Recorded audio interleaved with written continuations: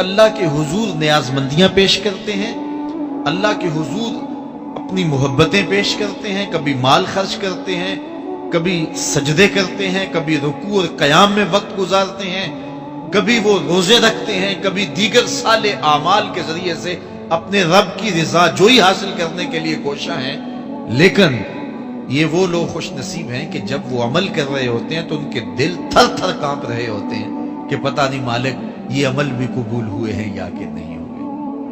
البتہ گناہ سرزد ہو جائے ان سے کبھی کوئی بدی سرزد ہو جائے, پھر تو خوف کا عالم دیدنی ہوتا ہے, پھر تو خشیت الہی سے ان کا رواں رواں کانپ رہا ہوتا ہے. حضرت سیدنا عبداللہ ابن مسعود رضی اللہ تعالیٰ عنہ فرماتے ہیں کہ مومن اگر گناہ کر بیٹھتا ہے تو اس کی کیفیت یہ ہوتی ہے جیسے پہاڑ کے نیچے آ گیا ہے, کہ ابھی پہاڑ اس کے اوپر گر پڑے گا اور وہ جلدی سے اپنے بچاؤ کی تدبیر کرتا ہے. تو گناہگار کی یہ کیفیت ہے جو مومن گناہگار ہے. جب وہ گناہ کر بیٹھتا ہے تو پھر وہ ڈرتا ہے, جلدی سے توبہ کرتا ہے, اللہ کو منانے کے لیے چیختا ہے, چلاتا ہے, ہاتھ جوڑتا ہے, معافیاں مانگتا ہے, سجدے کرتا ہے, آنکھوں سے آنسو چھم چھم ٹپکتے ہیں, مالک مجھ سے گناہ ہو گیا, میرا گناہ معاف کر دے. یہ مومن کی کیفیت ہے. وہ بے چین ہو جاتا ہے کہ اس کی تلافی کیسے ہو, مجھ کو معافی کیسے ملے, رب راضی کیسے ہو, میں اس کی نافرمانی کر چکا ہوں, اس کے حکم کو توڑ چکا ہوں. تو پھر وہ جلدی سے اللہ جل شانہ کو راضی کرنے کی کوشش کرتا ہے اور توبہ کی دہلیز پہ آ کے کھڑا ہو جاتا ہے. اور بندہ جب توبہ کرتا ہے تو اللہ تعالیٰ جل شانہ یہ نہیں دیکھتا اس نے جرم کیا کیا ہے, اللہ دیکھتا یہ میری دہلیز پہ آ گیا ہے, توبہ کے ایک آنسو سے اللہ پچھلے سارے گناہ معاف فرما دیتا ہے. اور منافق کی کیفیت کیا ہے؟ جب وہ گناہ کرتا ہے تو اس کی کیفیت یہ ہوتی ہے جیسے بدن پہ مکھی آ بیٹھی اور اس نے ہلکے اشارے سے اڑا دیا.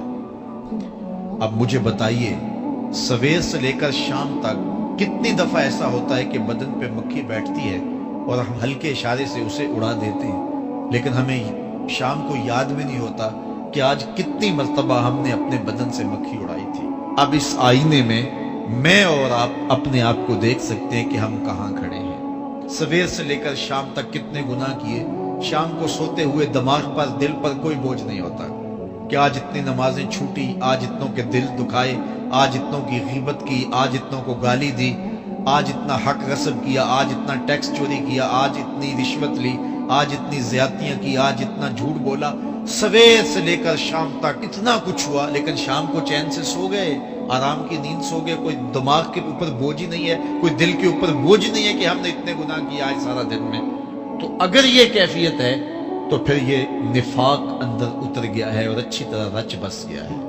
لیکن اگر زندگی میں کبھی کوئی خطا, کوئی غلطی سرزد ہوتی ہے تو اس کا بوجھ, اس کی ندامت بے چین کر دیتی ہے. زندگی کا لف و نشر غیر مرتب ہو جاتا ہے, جینا مشکل ہو جاتا ہے, تباہ پہ بوجھ ہوتا ہے. تو پھر اللہ کا شکر ادا کرے اور اس کے حضور رجوع کریں.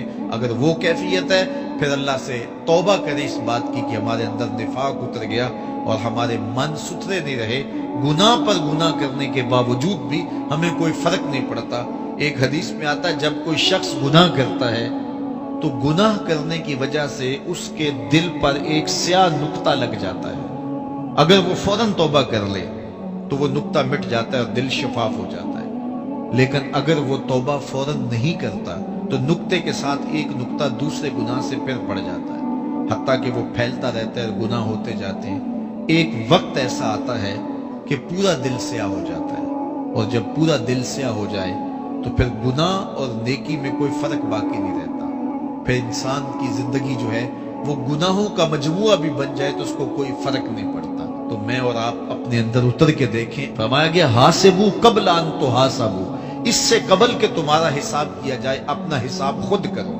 میں اور آپ اپنے آپ کو تولیں, ترازو کے دونوں پلڑوں کے اندر اپنے اعمال کو رکھیں, نیکیاں بھی رکھیں اور برائیاں بھی رکھیں, اور پھر ان کو تولیں, اور پھر ہم دیکھیں کہ ہم کہاں کھڑے